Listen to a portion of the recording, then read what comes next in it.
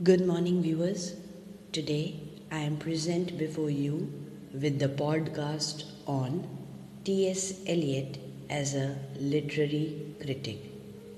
Before I begin the podcast, it is advisable that you keep a notebook and a pen so that you can jot down the important points relating to this particular topic. It is further advisable to use earplugs for listening to the podcast. So here I begin. 20th century literary criticism in England offers a bewildering variety of critical theory and practice. New discoveries in psychology, anthropology, sociology, economics, etc. have brought about a revolution in critical methods, with the result that modern criticism is quite different from criticism in the 19th century.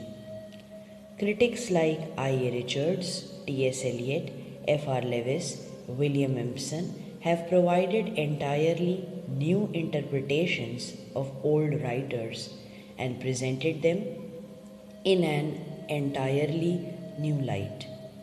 The full significance of their achievement is yet to be realized.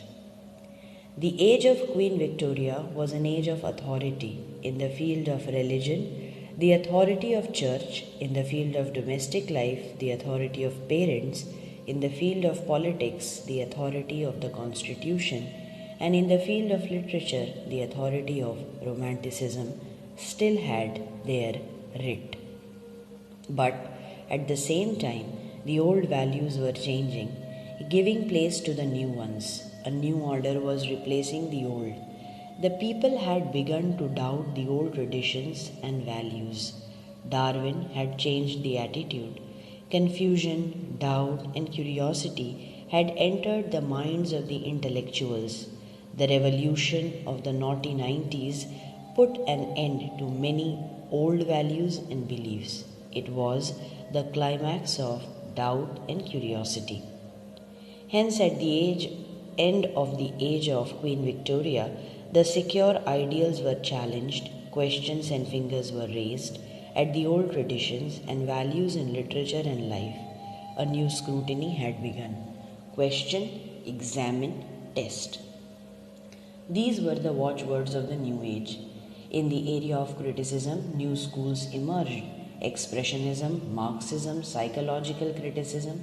In 1900, when Queen Victoria died, the school of art for art's sake was quite prevalent in English literary criticism. It was a school that lay emphasis on delight as the chief objective of literature. Its exponents were Wilde, Pater, Symonds, and others. They did not consider any rule, law, essential for criticism. They were followed by the aesthetes of the Bloomsbury group, namely Lytton Strachey, Virginia Woolf, and others. They preferred the aesthetic values. At the same time, when all these ideologies were prevalent because of the development in science and psychology, four streams of literary criticism began. They were analytical criticism, psychological criticism, sociological criticism, and expressionistic criticism. The chief exponent of the analytical criticism was Thomas Stearns Eliot. In fact, criticism seems to have separated into several diverse kinds in the modern age. It has been a speciality of English literature that it has produced great critics who were great creative writers. Eliot also believed that the creative writer can be a good critic. In fact, his poems enact his beliefs and theories. For about 150 years before Eliot began to write, Romanticism and humanism had captivated literature. In the beginning of the 20th century, there was a revolt against romantic and humanistic tendencies. Eliot offered fresh and new insights and perspectives. When Eliot shone on the critical firmament of English literature, there were two main schools of literary criticism. First, Impressionistic school, and second, abstract or intellectual school. The Impressionistic critics evaluated a literary work on the basis of their personal impressions and intuitions and responses. To them, criticism was an expression of impressions and responses. They had a high aesthetic sensibility and were hunters after beauty. They regarded all kinds of pedantry, scholarship, principles, and laws of literary criticism as unnecessary. Abstract or intellectual critics discarded impressions and responses.